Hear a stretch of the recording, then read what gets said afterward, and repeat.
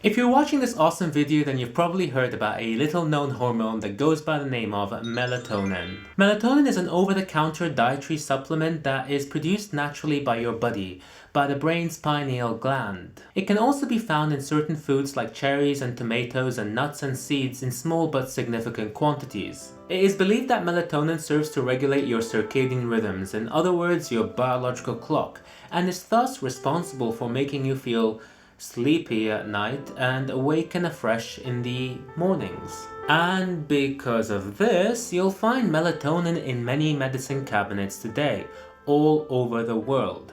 Plenty of people take melatonin occasionally to combat jet lag, fall asleep after a late night shift, and for the bouts of insomnia, which we all seem to get every now and then. Me perhaps more than most, and in all likelihood, you too, since you're here after all. My name is Hesham Mashhur and I'm a University of Cambridge graduate and student doctor, and this is Dr. Tell Me Why. And today I'll be telling you about my personal experience taking melatonin for insomnia as part of a new series that I'm doing called Human Lab Rat. Because why try something when you can have me try it out instead? That's what doctors are for, right?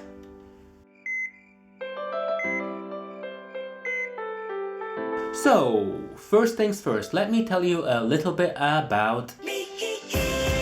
I'm someone who often struggles to get a good night's sleep, and I've been like this for as long as I can remember. As a 12-year-old boy, I would tuck myself into bed at 10 in the evening just like any other good 12-year-old boy, only to spend the next hour or so counting sheep. A lot of my childhood was spent counting sheep. It really does not work. And if I had an exam the next day or something that I was particularly stressed about, it could take me even longer to fall asleep. Maybe up to 2 or 3 hours for my brain to finally switch off. And this was long before I started drinking any coffee or any tea. I actually have a really funny story about this, but I'll save it for a later video in sometime in the future. But as I've grown older, this problem only seems to have gotten worse, making me think that I'm a full-fledged night owl after all. Which really is not cool, because unless your job title has you down as Batman, then society really does not value or accommodate for night owls nearly as much as it should. And so these days I can fall asleep for say 15 or 20 minutes only to wake up at the slightest sound. It's usually the neighbor's unruly dog, the unruly neighbor's dog, barking and barking and barking, bringing hell down here on earth. If you listen closely enough, I bet you can hear him in most, if not all, of my YouTube videos. But having woken up, I would then spend the next couple of hours trying desperately hard to fall back asleep, my anxiety slowly creeping up with every passing hour. And now that I've told you stories about my sleepless nights, I think it's only fair that you tell me your stories too. So if you have any stories you'd like to share, then make sure to leave a comment below and I'll make sure to get back to you. And so, of course, when presented with this stuff, with melatonin, how could I possibly ever say no to possible good night's sleep? I mean, poor sleep isn't just bothersome, it's actually associated with a host of medical conditions like Alzheimer's disease and heart disease. So, did it work? Well, in a way it kind of did. My personal experience with melatonin was that despite always making me feel kind of sleepy, it did not necessarily put me to sleep. Basically, whenever I took it, I would start yawning like crazy, and I would also feel really exhausted, both physically and mentally. And sometimes, just sometimes, that would be enough to get me to sleep. Other times, not so much. In other words, melatonin will not knock you out like some other prescription drugs. However, it will give you a small push in the right direction. And that is, well, that is sometimes all that you actually need. And this seems to agree with the scientific literature, as a 2017 review, link in the description below as always, found that sleep onset occurred 6 minutes faster with melatonin supplementation. In other words, a modest effect. But I'm keen to hear if any of you guys have tried melatonin, and if so, was your experience any more remarkable than mine? If so, leave a comment below and I'll make sure to get back to you. The other good thing about melatonin was that I experienced better sleep quality. My sleep was deeper, like a lot deeper. And I found myself having some really strange and bizarre dreams, but as someone who actively enjoys those dreams, I can't say that I was complaining too much. My sleep was also less likely to be interrupted by the neighbor's dog, which was amazing.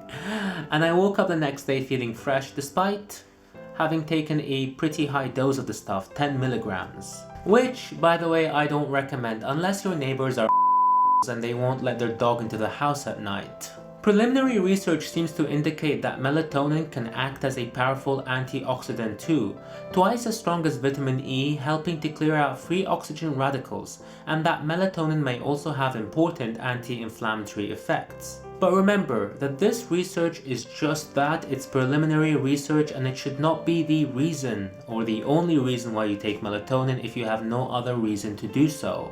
So what are the drawbacks then? Well, obviously cost is the first thing that comes to mind, as some of these supplements can be quite expensive. You also need to bear in mind that while melatonin is considered very safe for use in the short term, we don't really have a lot of data about its use long term. So always consult your doctor if you plan to use melatonin on a more long-term basis. And also note that in the United Kingdom, unlike in the United States, Canada and Australia, melatonin is only available via prescription.